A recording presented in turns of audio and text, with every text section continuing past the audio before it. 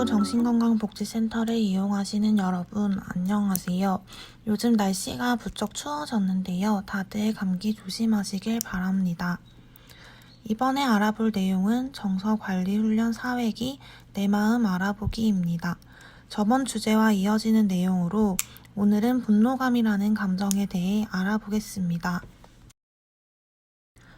목차는 다음과 같습니다.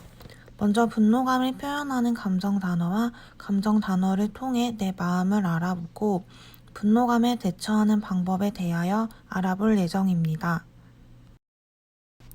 그럼 분노감을 표현하는 감정 단어에 대해 알아보겠습니다. 밉다, 답답하다, 성가시다, 억울하다 등 분노감을 표현하는 단어는 화면에 보시다시피 여러 가지가 있습니다. 이러한 단어들의 뜻은 다음과 같습니다.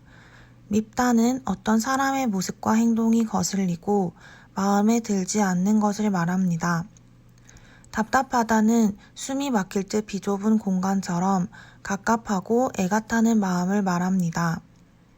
분하다는 일이 되지 않아 섭섭하거나 억울한 일을 당해서 몹시 화가 난 상태를 말합니다. 불쾌하다는 못마땅하고 마음에 들지 않거나 언짢은 느낌이 들어 기분이 상한 것을 말합니다. 성가시다는 자꾸 들볶거나 번거롭게 굴어서 괴롭고 귀찮은 기분을 말합니다. 신경질 나다는 너무 예민해서 작은 일에도 자극되어 곧잘 흥분하는 상태를 말합니다.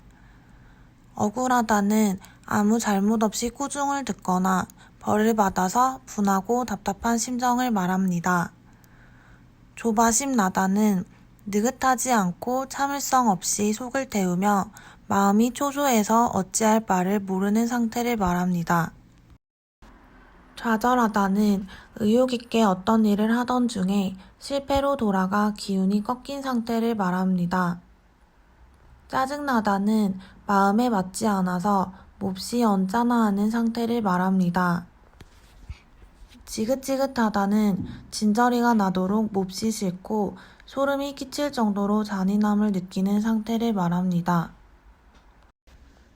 이번에는 지금까지 알아본 감정 단어를 사용해 만든 감정 질문을 통해 내 마음을 알아보겠습니다. 이제부터 감정 단어를 사용한 여러 가지 질문이 나올 텐데요. 질문에 대해 여러분들은 어떤 생각이 드는지 함께 생각해 보시면 좋을 것 같습니다. 답답하다는 단어로 나는 언제 답답하나요? 라는 질문은 할 수 있습니다. 여러분들은 언제 많이 답답하신가요? 예시로는 부모님께서 내가 하고 싶은 직업이 허황된 꿈이라며 강하게 반대하셔 부모님께서 원하는 직업은 내 적성에 안 맞아서 하기 싫고 정말 답답해가 있습니다. 밉다라는 감정 단어를 사용하여 미운 사람이 있다면 왜 밉나요? 라는 질문을 할 수 있습니다. 답변에 대한 예시로는 친구와 싸웠는데 내 약점을 건드리고 친구들이 보는 앞에서 모욕적인 말로 상처를 줘서 그 친구를 용서할 수가 없고 너무 미웠어가 있습니다. 다음 분하다라는 감정 단어를 사용하여 화나고 분할 때는 언제인가요? 라고 질문할 수 있습니다. 답변에 대한 예시로는 거의 다 이긴 경기에서 역전패로 졌을 때보다 믿었던 친구에게 배신을 당했을 때가 훨씬 더 분했어. 괘씸하고 치가 떨려서 견딜 수가 없었어. 가 있습니다. 불쾌하다라는 감정 단어로 내가 다른 사람들을 불편하게 했던 경험이 있나요? 라고 질문할 수 있습니다. 답변에 대한 예시로는 지금 와서 생각해보니 그때 내가 말을 너무 함부로 했어.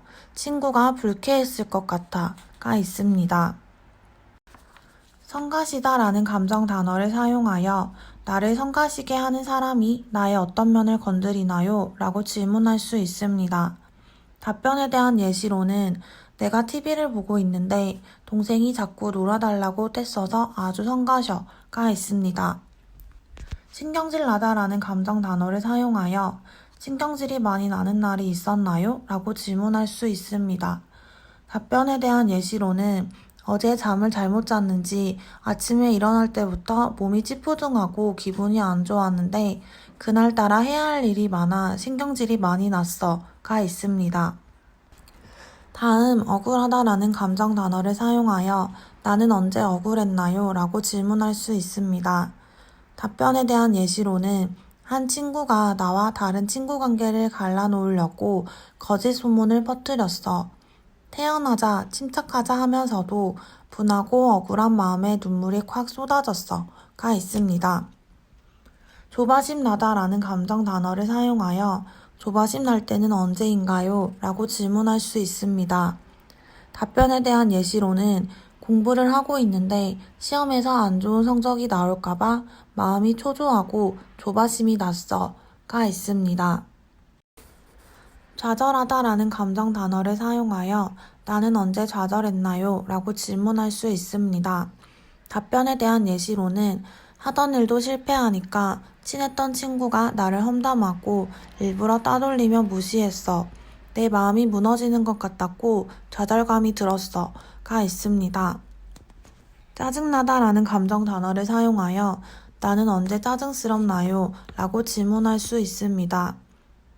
답변에 대한 예시로는 친구가 약속 시간을 어기고도 미안해하지 않을 때, 실수했는데도 뻔뻔하게 사과하지 않을 때, 내 말을 교묘하게 비아냥거릴 때 얄밉고 짜증나가 있습니다. 지긋지긋하다라는 감정 단어를 사용하여 나는 무엇이 지긋지긋하나요? 라고 질문할 수 있습니다. 답변에 대한 예시로는 공부하는 것도 지겨운데 부모님께서 잔소리로 압박하시면 공부가 더 지긋지긋해져가 있습니다. 지금까지 감정 단어를 사용한 질문에 예시로 답변을 했지만 위의 질문에 대해 여러분들이 한번 답변해 보시고 여러분들의 마음을 알아보는 시간을 가지시길 바랍니다. 이번에는 분노가 생겼을 때 이에 대처하는 방법에 대해 알아보도록 하겠습니다. 분노감을 대처하는 방법은 다음과 같습니다. 주변 상황들 때문에 화가 난다면 지금 하는 일을 잠깐 멈추고 휴식을 취해보세요. 부정적인 생각이 멈추지 않는다면 나 자신에게 속으로 그만이라고 말해보세요. 또한 편안한 의자나 침대에 앉거나 누워보세요. 천천히 호흡을 하면서 오로지 숨 쉬는 것에만 집중해보세요. 숨을 들이마실 때는 코로 들이마시고 내쉴 때는 입을 살짝 벌려 길게 내쉬어 보세요. 주변 사람들과 다툼이 생긴다면 누가 잘했다 못했다 따지기 전에 먼저 웃는 사람이 이기는 것이라고 생각하며 그냥 웃어보세요. 화가 부글부글 치밀어 오른 상황을 재미있는 시트콤으로 만든다고 생각하며 유쾌한 요소를 찾아보세요. 화가 날 때 즐거운 상상을 해볼 수도 있는데요. 눈을 감고 편안하고 즐거운 장소, 기뻤던 순간을 떠올려 보세요.